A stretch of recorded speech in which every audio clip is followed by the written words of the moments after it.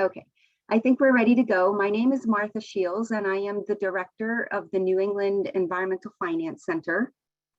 And we're here today to discuss building strong communities with grant funding. There are definitely a lot of sources of funds out there to apply for that help communities become more resilient, but we're here to discuss what that actually looks like for you. Building strong, resilient communities can look like many things. It could mean expanding broadband access. It could mean upgrading roads and culverts in your community to decrease flooding. It could mean preventing PFAS from getting into your drinking water supply, or PFAS getting on your fields and contaminating agriculture as we know it. Or it could mean addressing workforce shortages in your community. Or it could mean broader economic development initiatives.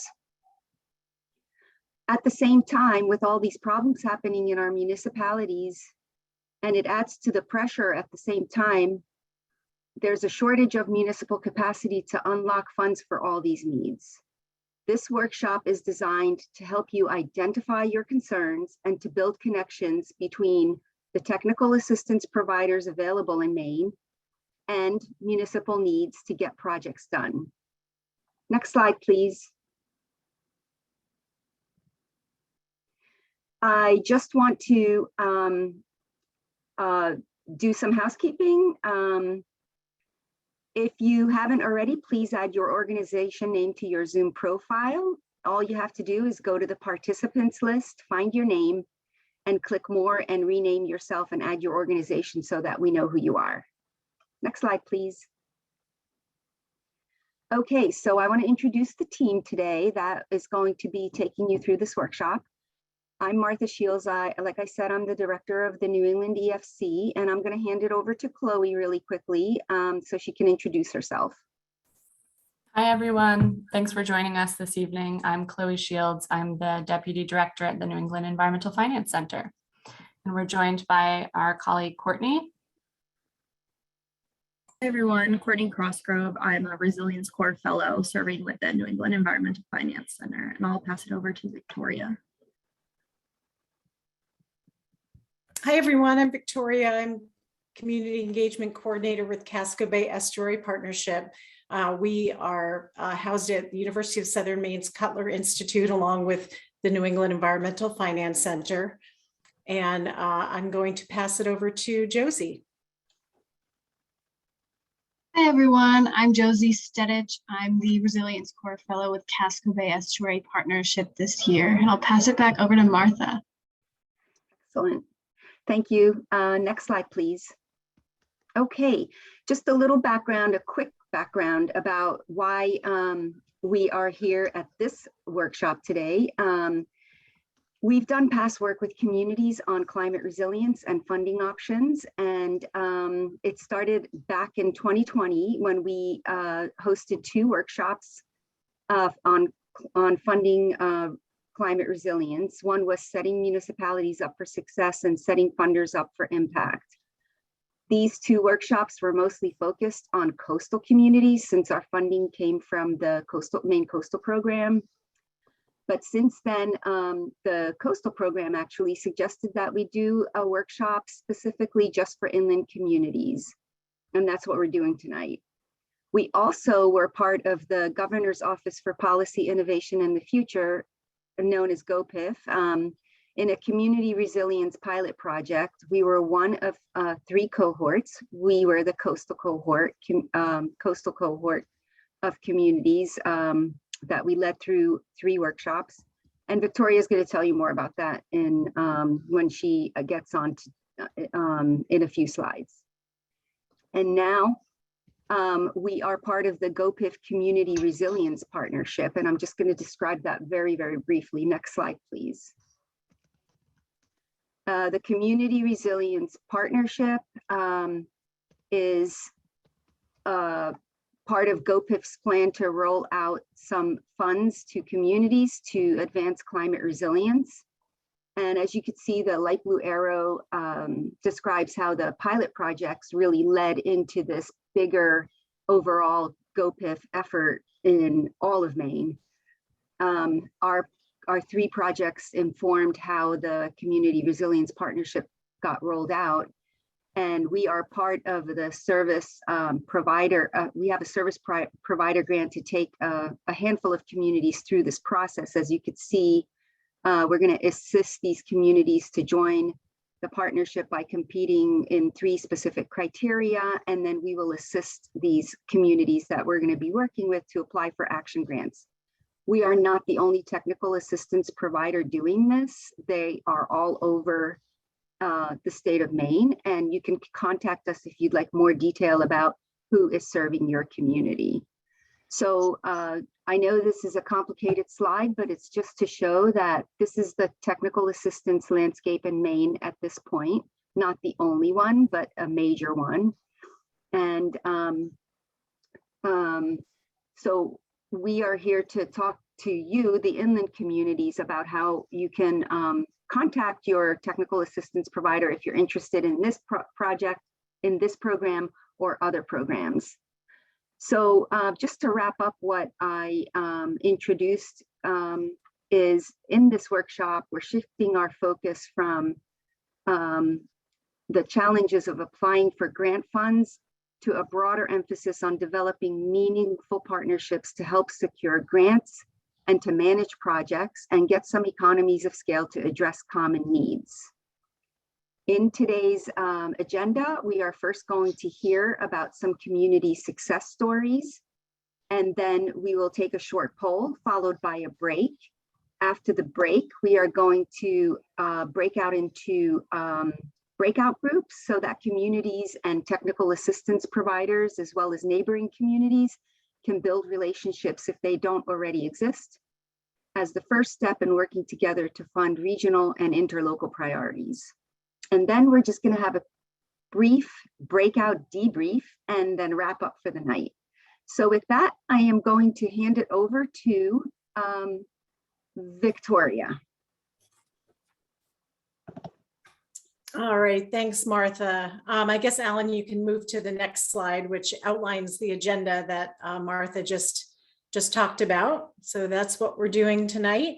And then hopefully you'll get out in enough time to get a brief walk or something in this beautiful weather. Next slide, please.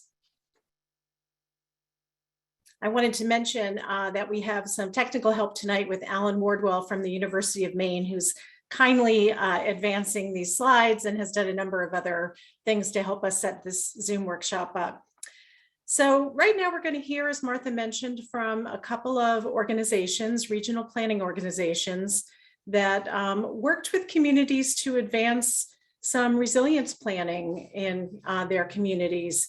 As Martha alluded to, these 2 organizations, Northern Maine Development Commission and the Greater Portland Council of Governments, along with the team that's organizing this workshop, New England Environmental Finance Center and CBEP, we were all part of a pilot program from the Governor's Office of Policy, Innovation, and the Future, otherwise known as GOPIF. And I know some of the service providers here today are involved in the GOPIF project, and maybe some of the communities as well. So we were all part of the pilot project. My team from last summer, we're not going to present today, but I will tell you that we worked with 3 coastal communities, Harpswell, Phippsburg, and West Bath. We took them through some vulnerability assessment planning through a series of workshops. We engaged their community. We opened it up to the broader community to find out about, what are their priorities for resilience? And we'll be asking you those questions tonight. The outcome of that project, GOPIF provided some follow-up implementation funding, and our 3 communities decided to go in on a regional project. So they received funding to hire a consultant to do some resiliency assessment and design on town landings in all 3 communities. That project has basically wrapped up, and now they're going to be looking for further funding beyond that. At any rate, that was the coastal pilot, but I'm going to now introduce Jake Ham, who's a senior planner with Northern Maine Development Commission, to talk about his work in the northern communities. And we'll move it to the next slide.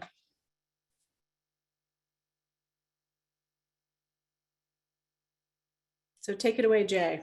Take it away. Well, good evening, and thank you for having me. And it certainly is a beautiful evening. So I will try to keep to my 5 to 7 minute time frame. As Victoria mentioned, we received a community resilience pilot project and decided to work in the communities of Washburn, Caribou, and Fort Fairfield. And we did that under, as the others did in the state, a very tight time frame. And what struck me, I think initially, I've been working with Northern Maine Development Commission for 28 years, and I've harped on many state agencies to say that we haven't had climate resiliency funding. We haven't had a lot of opportunity to work with communities to plan when it comes to resiliency, adaptation, and those kind of things.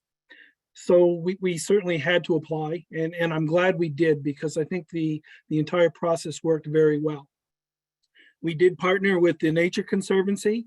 We held one individual workshop in each community and then a regional roundtable. Next slide, please. We chose the 3 communities because they're located in the Aroostook River watershed. The Aroostook River is about 112 miles long, 2,300 square mile watershed. All 3 of the communities have experienced flooding associated with spring runoff and ice jams and severe summer storms. Fort Fairfield was particularly hard hit in 2003 and 4 with massive flooding in their downtown.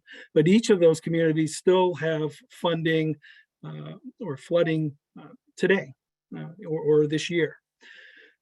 They're also somewhat common, where they have a relatively compact downtown or village center, and they're surrounded by really large amounts of agricultural and forest land, which is our regional breadbasket.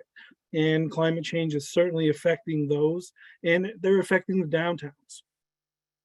But I think what was as important, and it's a slide that I'm going to get to here in a minute, is that they've had a strong working relationship with each other. They're owner communities in a regional landfill. They've worked in land use and corridor management planning.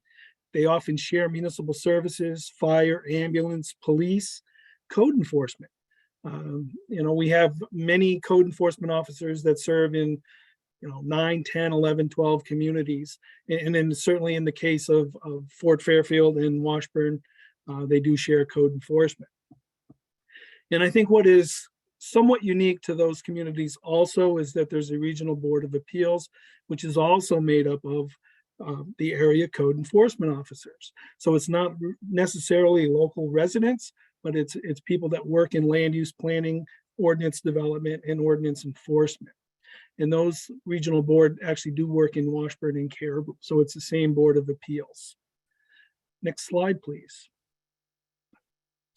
So really what we were trying to do was foster a deeper awareness of what all 3 municipalities may have for commonalities when it comes to priority actions, to hazards within their community, to realize that truly they're not alone. They're working in a watershed that, Washburn may get the ice flow first, but Fort Fairfield's going to get it eventually, so that they realize that they're there. As I mentioned, they work together, and commonalities include transportation systems, public facilities and services, and those kind of things. And really what we ended up trying to do, and again, kind of what Victoria alluded to, was the identification and agreement of a one top priority action item that we could advance. And they did come up with that fairly easily. And that was the development of windbreaks for our winter snowstorms and wind, which seems to be increasing each year and creating a lot of problems. Next slide, please. Probably not surprising that the top hazards in all of the communities, excessive rainfall and flooding, extreme winter storms, ice, wind, and snow. As I mentioned, wind seems to be just a huge issue lately. The city of Caribou expends over 40% of their winter road maintenance budget on non-storm events. And that's coming out of snow and wind after snowstorms with massive drifting. We actually lost a UPS truck in one of the storms, and we found it after the city had to go out and plow the road. So we get an awful lot of drifting, and I wish I had a picture of that. Something that municipalities haven't thought of, drought and heat waves, probably due to the timing of the workshops, but in 2021, certainly a very dry year, which caused some concerns. And I think on the next slide, you'll see a priority in one of the communities was actually a direct result of the drought and heat waves. And then the thaws, refreezing, and ice outs. And what's particularly interesting, I guess, to me and the group was that refreezing. We always used to talk about the January thaw and then go back to, sub-zero weather for the rest of the winter and have thaws, March or April.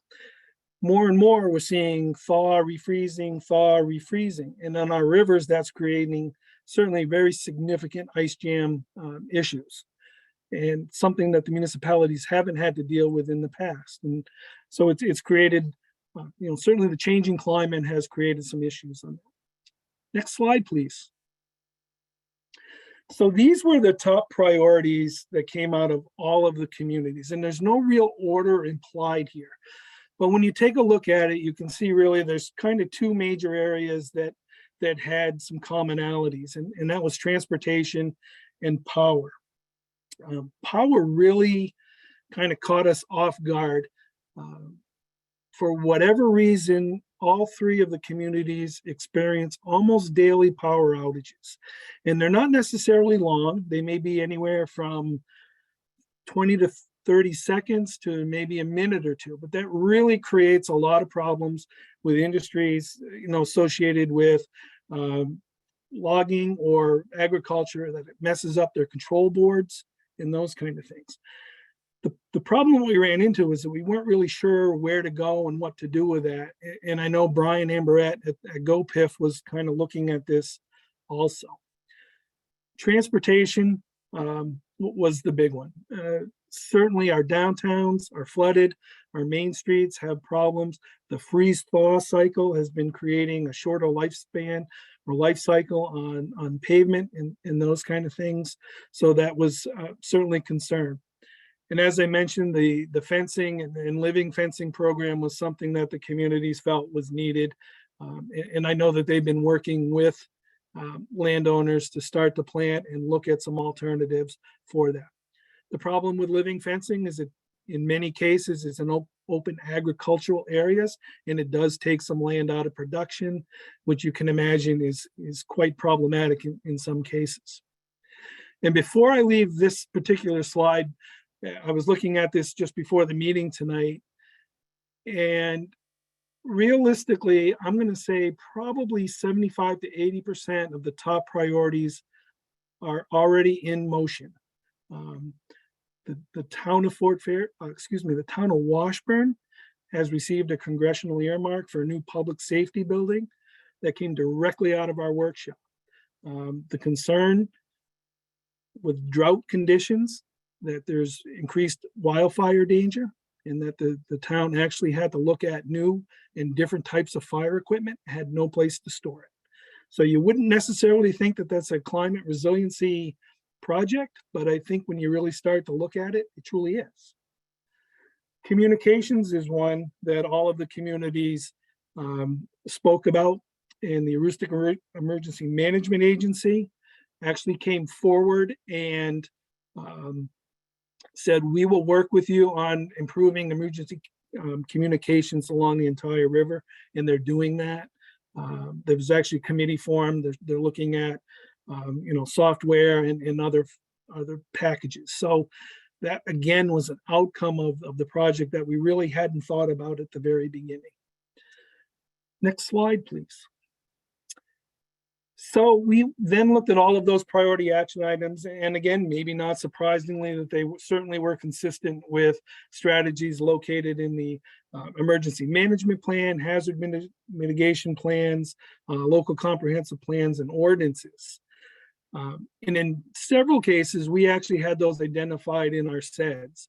And that really led, what I think, to some funding opportunities outside of maybe the normal, resiliency mindset. And I think that brings up a lot of points to consider. Next slide, please. I think the biggest takeaways is not all funding for climate resiliency, comes from traditional sources. It can come from congressional earmarks. It can come from EDA, and maybe you have to put together a package working with Maine DOT, with DEP, with others. We have started to work pretty hard in our region on stream crossings because many of them are undersized. We're working with the bands. We're working with DOT, we're working with DEP and inland fisheries. So it's really, okay, we're starting to form those partnerships and those kind of things. The biggest takeaway for me, and even though I've done this for 28 years, is that climate resiliency really has a different meaning to many different people, and you need to know your audience, excuse me, I can talk. I can tell you, and I'll probably get my head handed to me, that if you walk into a lot of our communities and talk about climate resiliency and climate change planning or adaptation, you're probably going to get thrown out of the room. But if you start talking about it in terms of economic development and community development, transportation planning, and the environment, then you have an audience that gets it. And I do think it's changing, but that's really the reality of this situation in the past. As I mentioned, partnerships are the key. Everyone has something to contribute. It can be USDA, it can be the soil and water conservation districts, the tribes, inland fisheries, and the general public. Some of our best feedback came from people who really had no ties to what you would consider as traditional planning or traditional municipal government. They were just, I don't want to say just, they were interested residents who wanted to participate in the program. And as I mentioned, really a positive outcome to us was some of the low-hanging fruit. The Aroostook Emergency Management Agency is now working with each community on early warning communications. What they're doing is they're putting in some monitoring so that when ice flows start to go down the Aroostook River, be that in Ashland, be it in Washburn or in Caribou, that those downstream know what's happening. They're working with local police departments to say, we're getting pretty close to flood stage on some of the roads that traditionally flood. We need to be watching this, and they're able to work with that. There's now a committee formed, and I forget what they call it, so I apologize, but they work with everyone from NOAA and the National Weather Service right on down to the Public Works directors. So it's a pretty strong, positive relationship. Next slide, please. And this is my final slide. What struck all of us, and from Nature Conservancy and the Northern Maine Development Commission and others, really was something that Fort Fairfield's town manager said, that the whole community resilience pilot project really made the communities look at resiliency in a different light. And they were extremely happy that we did not necessarily go about in the political arena. So it was very non-political, either politics with a little p or a big P.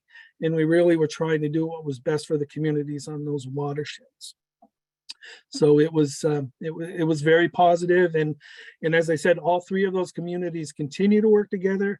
And I think what's even more important is that some of the surrounding communities that didn't participate, Presque Isle, Limestone, and others, are starting to work towards some of these projects also.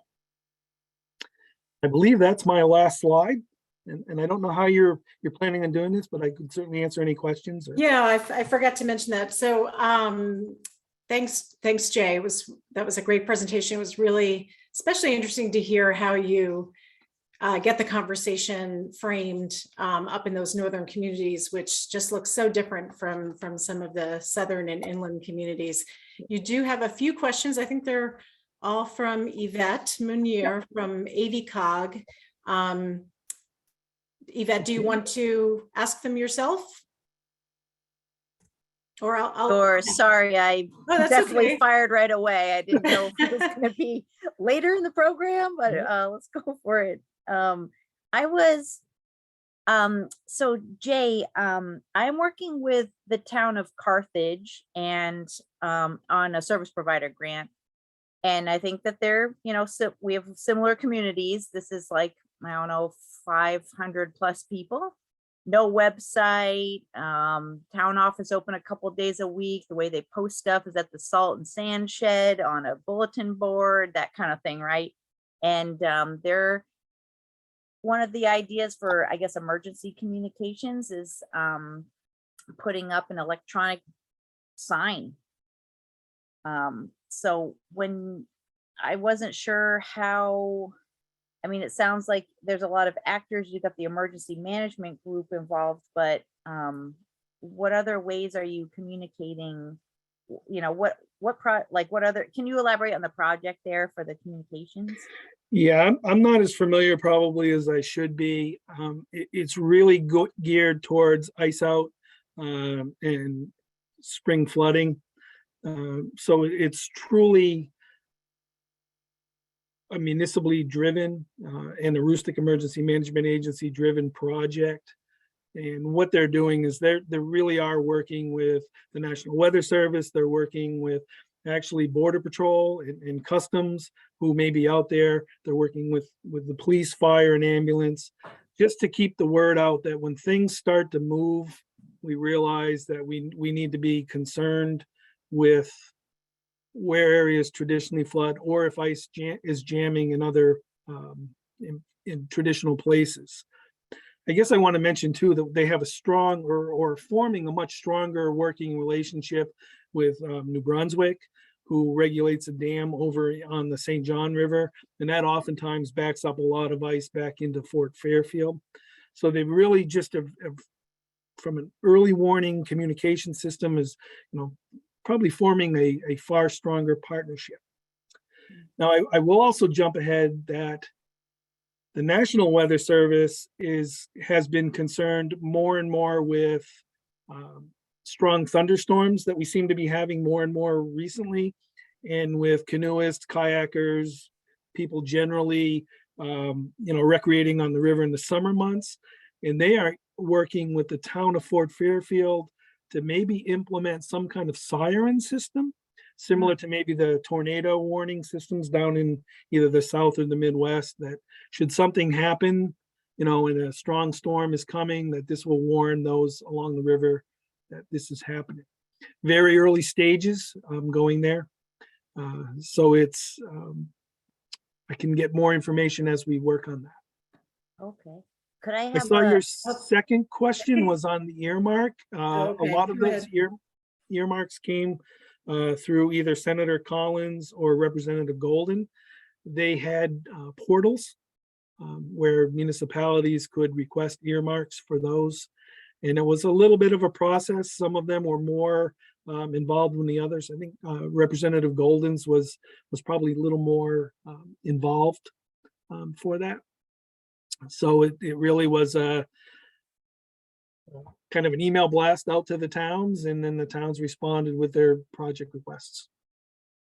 Thank you. Thanks for the questions. I'm sorry we're rushing through this a little bit, but maybe we'll have some more time later. And certainly you can, send messages via the chat, and also we'll be providing the full list of who's attending today, so you can network later as well. Sorry to move us along, but we'd like to hear now from Kelly Reberg. She is Sustainability Program Coordinator. Did I get that right? With Greater Portland Council of Governments, and she'll be talking about their work with inland communities last summer. Yes, so similar to what's already been talked about, JPCOG was part of the GoPIF resilience pilot, and we were working with the towns of Bridgeton and Windham to help increase their capacity for climate change. So next slide, please. The thing about these two towns, Bridgeton has a population of about 5,400 and no in-house planning staff, compared to Windham, which has a population of, I think, about 18,000 now. And has in-house planning and more sustainability staff. So we were working with two geographically separated towns with different staff capacity. But we found that this cohort approach was extremely valuable.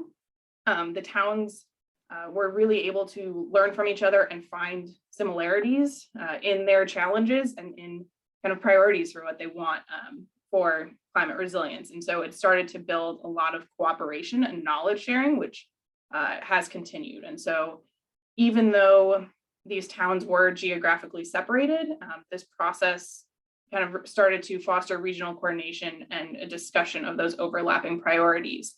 As Jay mentioned, the watershed of talking about what Bridgeton does, what affects downstream for Wyndham, and each of the towns were in different stages for planning documents, and so able to kind of talk through what might have worked for one town compared to the other.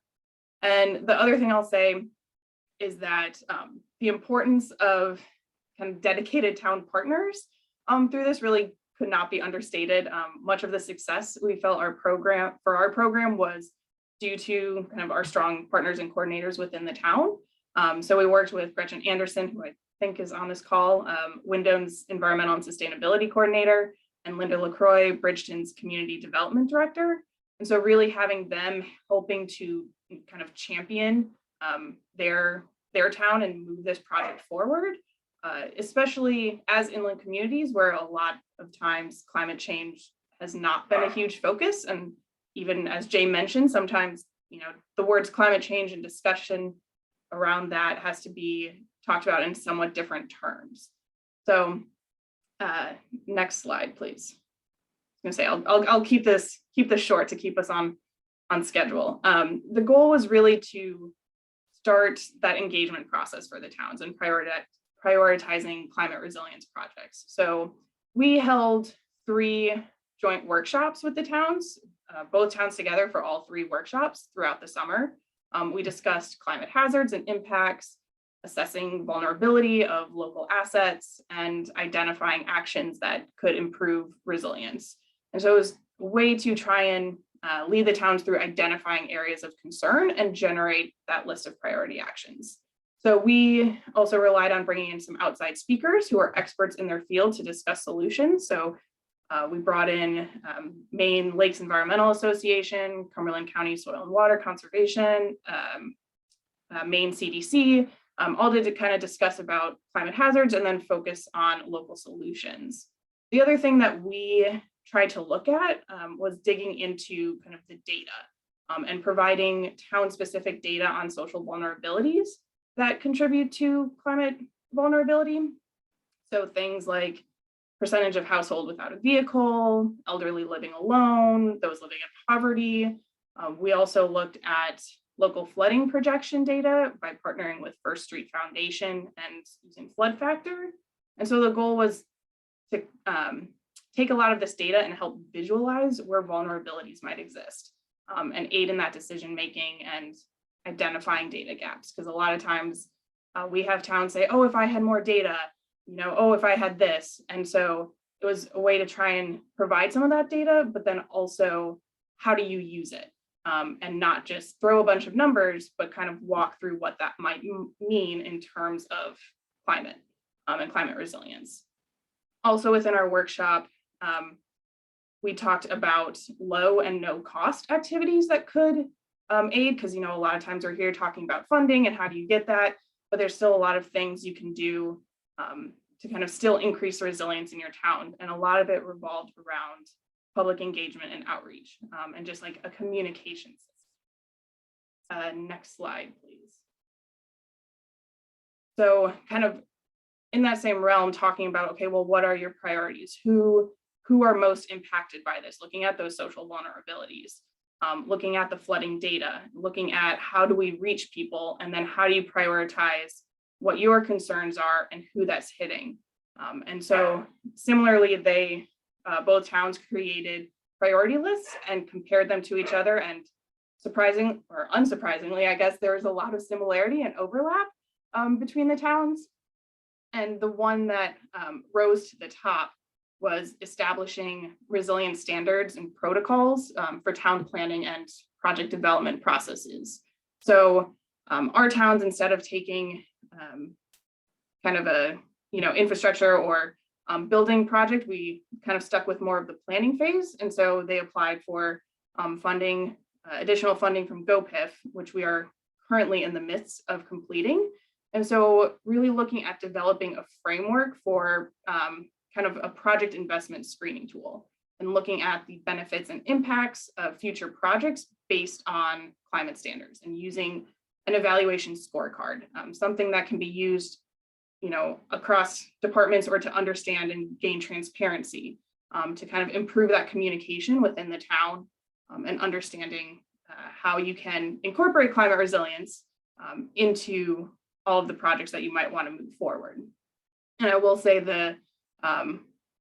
I think you can go to the next slide. I think I kind of skipped one, but the pilot project using this also did set the towns up for enrollment in the Community Resilience Partnership, which Martha talked about, and both towns were awarded action grants from that because they've already kind of gone through a process of identifying their priorities, knowing what they want to do. And so I think one of the biggest takeaways from this was making sure you get people involved, whether that's town staff, committees, broader public, engage them and help them to understand what's going on.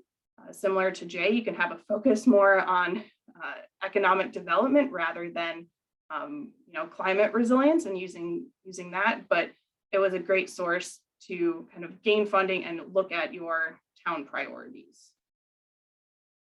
I think with that, I will stop there and pass it back to Victoria. Thank you, Kelly.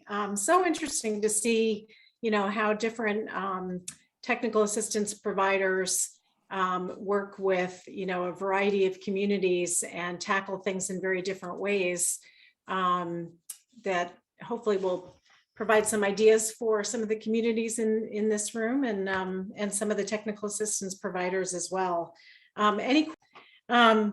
So welcome back, everyone. For the next roughly 40 minutes or so, we are going to break out into smaller groups. And the goal is to bring together municipal representatives and regional service providers. So we'll be asking anyone from, you know, from towns to talk about their needs and challenges moving their projects forward. And we hope that technical assistance providers will share the types of expertise and services that they offer, such as, you know, grant writing, engineering services, community engagement, whatever it is. And then everybody can just have a chance to network and maybe talk about how can we work better together and more efficiently as a region or as a sub-region. So that's the goal. Next slide, please. So most of you, now we've lost a few people and they're much smaller groups than we had originally registered, but that's fine. There'll be cozier groups. So we've divided most of you up by region, and obviously we clustered some regions because we're short on facilitators. And then there are some of you that we weren't sure really what region you work in, and no fear, you will get an opportunity to choose which group to join, and you'll get a pop-up after everybody is making their way to the breakouts. You don't have to do anything. We'll put you automatically in the room. Our facilitators are Martha Shields, Chloe Shields, me, and we are very fortunate to have Nathan Robbins from Maine DEP, who helped us with our earlier financing workshops. He very graciously offered to facilitate one of the breakouts. So we will be in there for probably 35 minutes now. And then we will reconvene and just have a large group discussion. So we'll let Alan do his magic and whisk us away to our breakouts.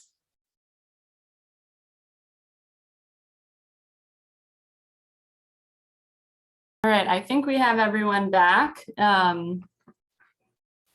Hope you all had good discussions in your small groups. And let's see, we are just about right on time. So we have about 20 minutes to sort of hear what the other regional groups were talking about. And I think I will maybe not volunteer my group to go first because I ended up, I think I'm going to end up doing the readout. So why don't we start down south and work our way up the state? Does the one of the Southern Maine groups want to kick us off? Maybe the group with SMPDC, and just give in 5 minutes or so some key highlights from your conversation, whether that's just some of the challenges that the municipal participants were raising, or some of the key services that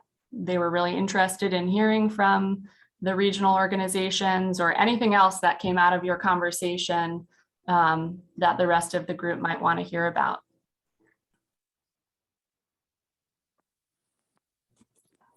We have For our group, it's going to be Joe Egan reporting out. So I'm going to turn it over to Joe. Perfect. Okay, hi everybody. I'm from Brownfield, and probably our number one priority, or our largest need for financing, hopefully grants, but also a loan if necessary, or a bond, would be for a new public safety facility. It was built back in the 1940s. The 1991 comprehensive plan, that was one of the goals, to build a new fire station, public safety building. That didn't happen. And with the latest comprehensive plan, which is actually in the hands of the state right now for review, one of the strategies is to push that forward. And of course, we're going to need to find money for that. We suspect that we'll need somewhere around round numbers, just under $4 million. That would include the architectural and engineer costs, buying another piece of property that's directly behind the existing fire station, and then the fire station itself. Some of the other things that we have concerns with is the community center, having it upgraded so we can use it as an emergency shelter that would provide both housing and food for residents of Brownfield when it's needed, whether that be like a severe storm, or we have a power outage over an extended period of time, floods, fire, whatever it may be. Another item we're looking for is trying to get our roads in better shape. We're a rural residential community with about 1,600 people. So we rely on the residents as the tax base, probably 90% or more. And so funds are limited. And maybe each year, maybe we can get 1 mile of road repaving. And that doesn't even include addressing sub-base issues that may have been caused by, let's just say, frost heaves and that sort of thing. So along with that, we have several bridges that need to be replaced, and just about all of our side road drainage ditches all need to be cleared and graded properly. And then one of the other concerns that the comprehensive plan will try to address, provided that the town accepts our plan after we get it back from the state, and that would be the testing of private wells. We have concerns with PFAS, but we just have concerns of any type of contamination in general, whether it be radon or any type lead or whatever the case may be. But we'd like to set up a program where we could raise enough money so that maybe over the course of 3 years, everyone in town would be able to have their well tested. So I can't think of anything else talked about, but that's about it. Thank you, Joe. And can you remind us which town you're representing, so we know where some of these issues are that you're speaking to? I'm representing the great town of Brownfield in Oxford County. Great. Thank you. I think just in the interest of time, we might keep moving to Nathan. Was there someone from your group, which is about, I think, mostly Cumberland County, that wants to provide a readout. Yep, I think Gail is Yeah. chiming in here. Hi, Thanks. Chloe. Yeah, thank you. Thanks, Nathan, and thanks to our small group. So we were to southern Maine and mid-coast Maine, and Nathan was our facilitator. So we looking at things from the municipal perspective, where we landed was we didn't talk so much about finding funding being a challenge. We talked about sort of post-award, or I would say even pre-funding, where we're looking at just building that professional team. So lack of capacity to implement projects, like, finding engineers, finding grant admin, project managers, and being able to try to find someone at the local level who, if there isn't a planner in-house, who is that person besides, a town administrator? Is there someone in a department who's going to be that point person at the town? Also, post-award, being able to manage multiple funders, reporting needs, if you don't have that project management or grant admin team on board.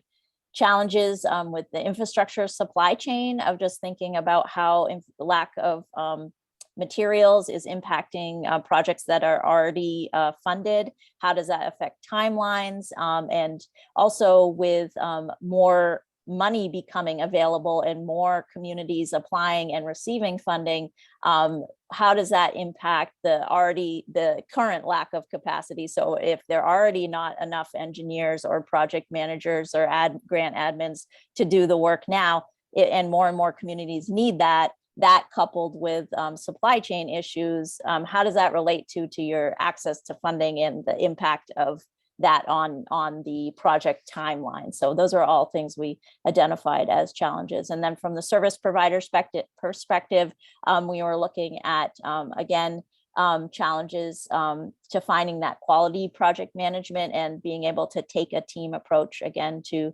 grant administration and project management. And then finding enough qualified people to do the work. And then maybe accessing staff who are not in a planning capacity in the municipality to be able to do the work. And we identified that the regional planning organizations have a lot of the same challenges as the municipalities do. So again, it's like lack of funding or funding for capacity, and then finding people to do that work. And we talked a little bit about how we can work to meet resilience goals, and what was identified was really taking a regional approach to do that real effectively, making tools and resources available across communities throughout regions, so not duplicating efforts. And then really wanting to see more information available through the state, so more data, more resources, more tools, and then access to more localized data. So really trying to see best practices, case studies from communities, and how communities funded their projects or are planning to fund their projects. We were small but mighty. Yeah, that was a very comprehensive update. I appreciate that. Victoria, who's the speaker for your Central Mid-Coast? Right, we had Central, Western, and Mid-Coast Maine. We were all service providers, so we had a slightly different tenor of discussion, and Yvette Munier from AVCOG has volunteered to report out. Let's see. So we have some changes in select board members, which can move things faster or slower. We've seen towns jump ahead and go ahead on their own to get the enrollment in the resiliency partnership before the grant funds were given to the service provider. And we've also had towns that have changes in select boards where the chair wrote a letter of support and then has been replaced, and the board didn't even know that letter went out. So that's kind of backtracked some of the workflow on this. Also the timing of the GoPIF cycle initially here for sure, as we're having all the town budget meetings now, ordinances are passed at these meetings, May meeting, and how that timing for funding and forward thinking about what will, how much money we might want to have for different resiliency plans. That's not all in place. It's super out of sync with this stuff. But there are ways to, if you're thinking creatively quickly to combat that. Let's see, what else do we have? It also could be very easy to stack the deck, especially with like small towns where not a lot of folks show up. If you just get the word out, you could have a pretty supportive group out there with not a lot of naysayers. That's just a comment. It's not something we're trying to do. Another comment was that really need to define what resiliency is with towns. They pave the landscape of what resiliency is and how that ties in with the Maine Climate Action Plan. Another comment was towns might be more interested in a project that, well, more of a job than a project, something that has defined edges and isn't something that drags on. It might be something that's a little bit more cut and dry. Hey, it's a heat pump. Hey, we installed it. Hey, that's about it. The word planning in general, some towns have shied away from that. We have plenty of towns that don't have a plan that's up to date, if a plan that was approved at all. Let's see, then towns, there was a comment that some town, as we're working through how are we going to help towns as service providers, some towns already know who they work well with, so they might be the one steering the ship towards what other service providers bring into the discussion. Also comment about how small towns have been competing for funding. And so you've got some interesting dynamics there. Let's see, there was a comment about flood risk assessment and insurance was something that town managers were willing to come together on. Let's see, and then we did have a land trust representative with us who was very interested in how their services could be of assistance and how that, what role they could play. We discussed, obviously having them at the table during the meetings of deciding what those priority projects are. Some of the land conservation, protecting open space and floodplains, they would be very valuable in those projects. The particular land trust in our group also has a climate mapping tool that sounds like it would be something really helpful to everybody in the future, and they worked with the Nature Conservancy on that. And there is a little bit of funding out there for planning grants, but there's not a lot of, we lack, I think the comment was just made that we all the regional organizations also lack the same things that some of the towns do. If anyone in my group wants to add, please do. Thanks, Yvette. Yes, that was something that our the last group, the Northern and Eastern Maine group, we had a few different service providers in there. The J from NMDC. We also had Eastern Maine Development Corporation and Sunrise County, and a few municipal reps, including one city manager who was painting the front door of City Hall while listening to this webinar. So talk about staff capacity issues. Oh, hi, Kate. Yeah, I think some of the things from the municipal perspective were just capacity for grant writing, and in Washington County having a COG that's not currently staffed and used to do a lot of grant writing for the communities, and that was a huge help, and that has just sort of gone away. So that also gets back to the regional entities sometimes having some of the same challenges in funding and staffing and continuity that we see at the municipal level. Also, having clear defined goals or a plan to know when there is a grant opportunity that looks feasible and the timeline works, what are you going for that opportunity and which grants to go to first. Match came up as a challenge when the municipality needs to put some money in order to unlock that funding. And I'm not sure we noted, I think maybe in our conversation might have noted that the community action grants through the new GoPIF program can be used as match. So that's a good thing to note. And then having, the initial planning done and then having in some instances engineering studies or designs so that those projects, those priorities are eligible for some of these big funding opportunities that are out there. But sometimes this pre-work, this preparatory work needs to happen before you can really access those funds, and that's been a challenge for towns. So those are some things we spoke about on the, from the technical assistance providers that were in our group.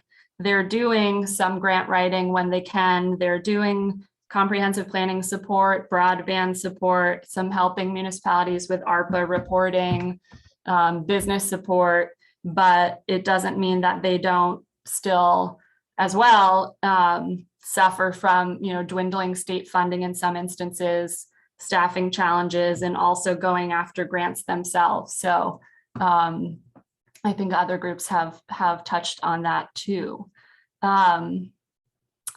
With that, unless there's anything else from, I think I might have cut the SMPDC Southern and Western Maine group a little bit short. If there's anything else that group wants to add, now is the time, or we can let you get back to your days and do a quick wrap up.